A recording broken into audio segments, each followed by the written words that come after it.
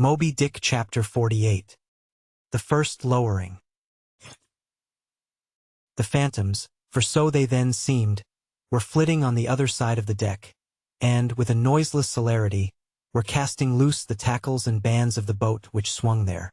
This boat had always been deemed one of the spare boats, though technically called the captain's, on account of its hanging from the starboard quarter.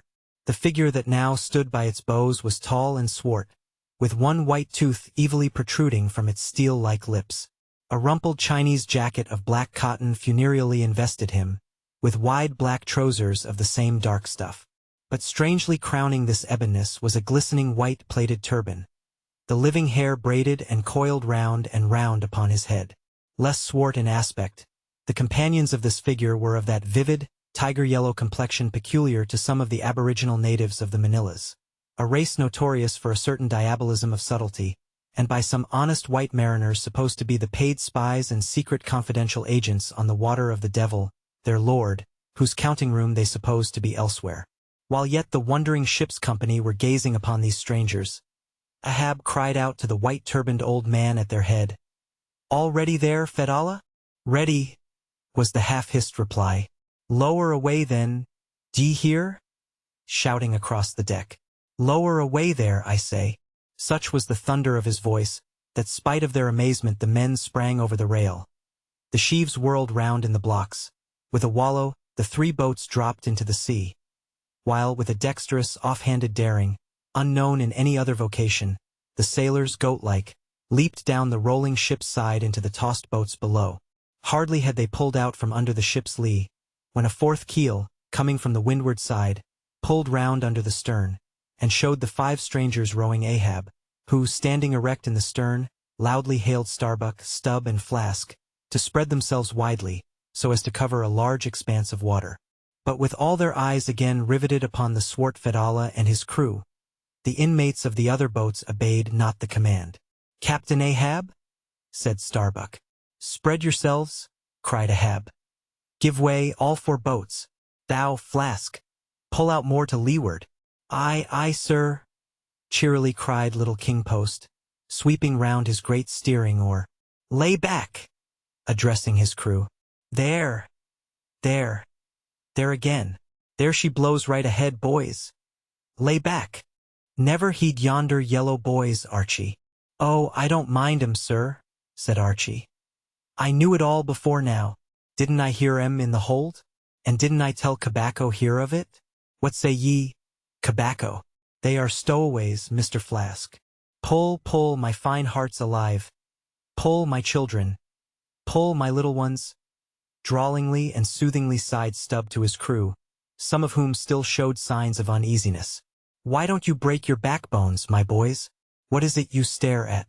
Those chaps in yonder boat? Toot! They are only 5 more hands come to help us. Never mind from where, the more the merrier. Pull then, do pull. Never mind the brimstone. Devils are good fellows enough. So. There you are now. That's the stroke for 1,000 pounds. That's the stroke to sweep the stakes. Hurrah for the gold cup of sperm oil, my heroes. 3 cheers, men. All hearts alive. Easy, easy. Don't be in a hurry. Don't be in a hurry. Why don't you snap your oars, you rascals? Bite something, you dogs. So, then. Softly, softly. That's it. That's it. Long and strong. Give way there. Give way. The devil fetch ye, ye ragamuffin rapscallions. Ye are all asleep. Stop snoring, ye sleepers, and pull. Pull, will ye? Pull. Can't ye? Pull. Won't ye? Why in the name of gudgeons and ginger cakes don't ye pull? Pull and break something. Pull, and start your eyes out. Here!" whipping out the sharp knife from his girdle. "Every mother's son of ye draw his knife, and pull with the blade between his teeth. That's it, that's it. Now ye do something. That looks like it, my steel bits. Start her. Start her, my silver spoons. Start her, marling spikes."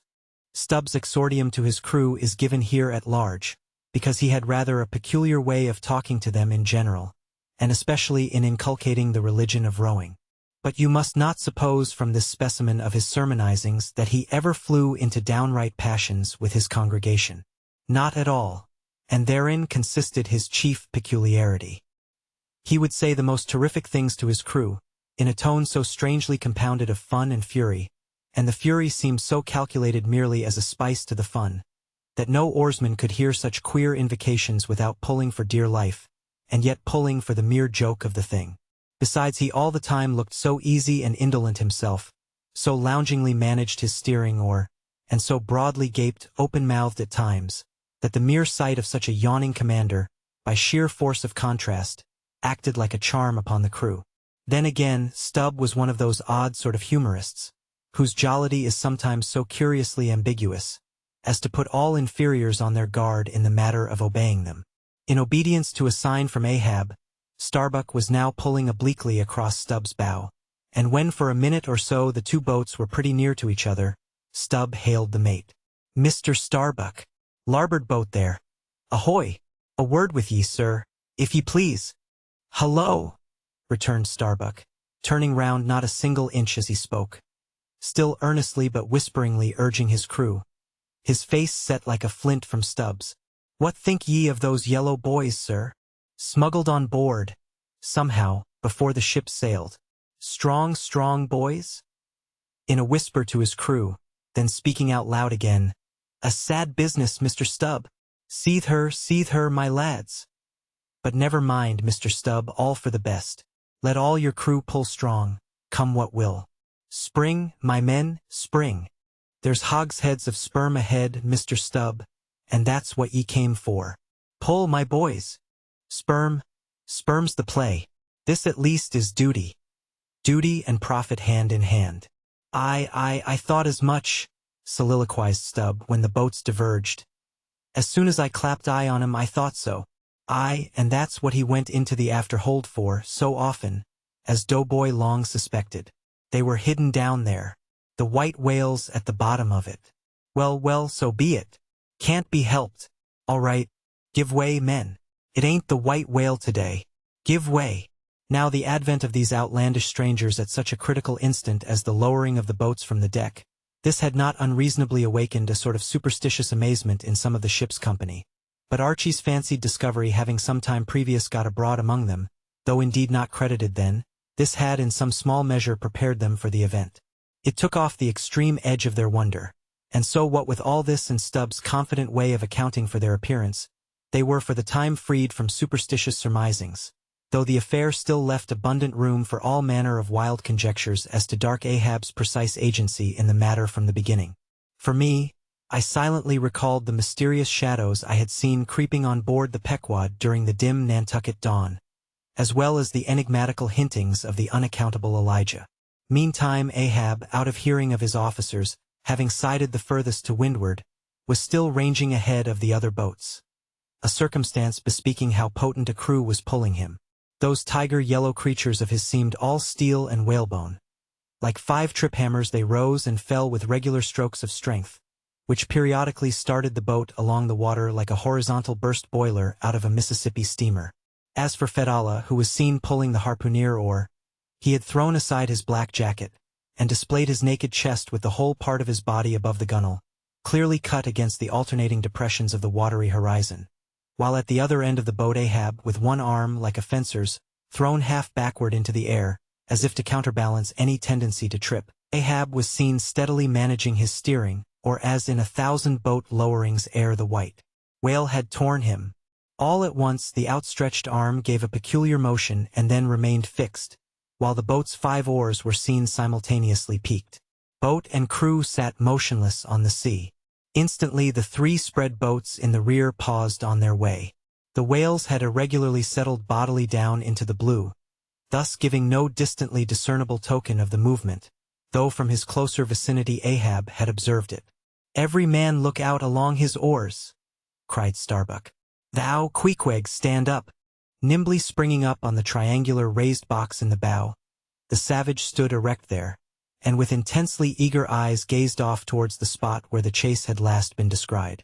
Likewise upon the extreme stern of the boat, where it was also triangularly platformed level with the gunwale, Starbuck himself was seen coolly and adroitly balancing himself to the jerking tossings of his chip of a craft, and silently eyeing the vast blue eye of the sea. Not very far distant Flask's boat was also lying breathlessly still, its commander recklessly standing upon the top of the loggerhead, a stout sort of post rooted in the keel, and rising some 2 feet above the level of the stern platform. It is used for catching turns with the whale line. Its top is not more spacious than the palm of a man's hand, and standing upon such a base as that, Flask seemed perched at the masthead of some ship which had sunk to all but her trucks. But little Kingpost was small and short, and at the same time little Kingpost was full of a large and tall ambition, so that this loggerhead standpoint of his did by no means satisfy Kingpost. "I can't see 3 seas off. Tip us up en or there and let me on to that." Upon this, Daggoo, with either hand upon the gunwale to steady his way, swiftly slid aft, and then erecting himself volunteered his lofty shoulders for a pedestal. "Good a masthead as any, sir. Will you mount?" "That I will, and thank ye very much, my fine fellow, only I wish you 50 feet taller." Whereupon, planting his feet firmly against 2 opposite planks of the boat, the gigantic Negro, stooping a little, presented his flat palm to Flask's foot, and then putting Flask's hand on his hearse-plumed head and bidding him spring as he himself should toss, with one dexterous fling landed the little man high and dry on his shoulders. And here was Flask now standing, Daggoo with one lifted arm furnishing him with a breastband to lean against and steady himself by. At any time it is a strange sight to the tyro to see with what wondrous habitude of unconscious skill the whaleman will maintain an erect posture in his boat, even when pitched about by the most riotously perverse and cross-running seas. Still more strange to see him giddily perched upon the loggerhead itself, under such circumstances. But the sight of little Flask mounted upon gigantic Daggoo was yet more curious, for sustaining himself with a cool, indifferent, easy, unthought of barbaric majesty, the noble Negro to every roll of the sea harmoniously rolled his fine form. On his broad back, flaxen-haired Flask seemed a snowflake. The bearer looked nobler than the rider. Though truly vivacious, tumultuous, ostentatious little Flask would now and then stamp with impatience. But not one added heave did he thereby give to the Negro's lordly chest. So have I seen passion and vanity stamping the living magnanimous earth. But the earth did not alter her tides and her seasons for that. Meanwhile Stubb, the third mate, betrayed no such far-gazing solicitudes. The whales might have made one of their regular soundings, not a temporary dive from mere fright. And if that were the case, Stubb, as his wont in such cases, it seems, was resolved to solace the languishing interval with his pipe. He withdrew it from his hatband, where he always wore it aslant like a feather. He loaded it and rammed home the loading with his thumb end. But hardly had he ignited his match across the rough sandpaper of his hand, when Tashtego, his harpooneer, whose eyes had been setting to windward like 2 fixed stars, suddenly dropped like light from his erect attitude to his seat, crying out in a quick frenzy of hurry, "Down, down all, and give way! There they are!" To a landsman, no whale, nor any sign of a herring, would have been visible at that moment. Nothing but a troubled bit of greenish-white water, and thin scattered puffs of vapor hovering over it, and suffusingly blowing off to leeward, like the confused scud from white rolling billows. The air around suddenly vibrated and tingled, as it were, like the air over intensely heated plates of iron. Beneath this atmospheric waving and curling, and partially beneath a thin layer of water, also the whales were swimming. Seen in advance of all the other indications, the puffs of vapor they spouted seemed their forerunning couriers and detached flying outriders. All 4 boats were now in keen pursuit of that one spot of troubled water and air. But it bade fair to outstrip them. It flew on and on, as a mass of interblending bubbles borne down a rapid stream from the hills. "Pull, pull, my good boys," said Starbuck, in the lowest possible but intensest concentrated whisper to his men, while the sharp fixed glance from his eyes darted straight ahead of the bow, almost seemed as 2 visible needles in 2 unerring binnacle compasses. He did not say much to his crew, though, nor did his crew say anything to him. Only the silence of the boat was at intervals startlingly pierced by one of his peculiar whispers, now harsh with command, now soft with entreaty. How different the loud little Kingpost! "Sing out and say something, my hearties! Roar and pull, my thunderbolts! Beach me on their black backs, boys! Only do that for me, and I'll sign over to you my Martha's Vineyard plantation, boys, including wife and children, boys. Lay me on, Lay me on. Oh Lord, Lord, but I shall go stark, staring mad. See that white water. And so shouting, he pulled his hat from his head, and stamped up and down on it. Then picking it up, flirted it far off upon the sea, and finally fell to rearing and plunging in the boat's stern like a crazed colt from the prairie. Look at that chap now, philosophically drawled Stubb, who, with his unlighted short pipe, mechanically retained between his teeth at a short distance, followed after. He's got fits, that Flask has. Fits? Yes, give him fits, that's the very word, pitch fits into him. Merrily, merrily, hearts alive. Pudding for supper, you know. Merry's the word. Pull, babes, pull, sucklings, pull all. But what the devil are you hurrying about? Softly, softly, and steadily, my men. Only pull and keep pulling. Nothing more. Crack all your backbones and bite your knives in two. That's all. Take it easy. Why don't you take it easy, I say, and burst all your livers and lungs? But what it was that inscrutable Ahab said to that tiger-yellow crew of his, these were words best omitted here. For you live under the blessed light of the evangelical land. Only the infidel sharks in the audacious seas may give ear to such words. When, with tornado brow, and eyes of red murder, and foam-glued lips, Ahab leaped after his prey. Meanwhile all the boats tore on. The repeated specific allusions of Flask to that whale, as he called the fictitious monster which he declared to be incessantly tantalizing his boat's bow with its tail. These allusions of his were at times so vivid and lifelike, that they would cause some one or two of his men to snatch a fearful look over the shoulder. But this was against all rule, for the oarsmen must put out their eyes, and ram a skewer through their necks, usage pronouncing that they must have no organs but ears, and no limbs but arms, in these critical moments. It was a sight full of quick wonder and awe, the vast swells of the omnipotent sea. The surging, hollow roar they made, as they rolled along the 8 gunnels, like gigantic bowls in a boundless bowling green. The brief suspended agony of the boat, as it would tip for an instant on the knife-like edge of the sharper waves, that almost seemed threatening to cut it in two. The sudden profound dip into the watery glens and hollows, the keen spurrings and goadings to gain the top of the opposite hill, the headlong, sled-like slide down its other side.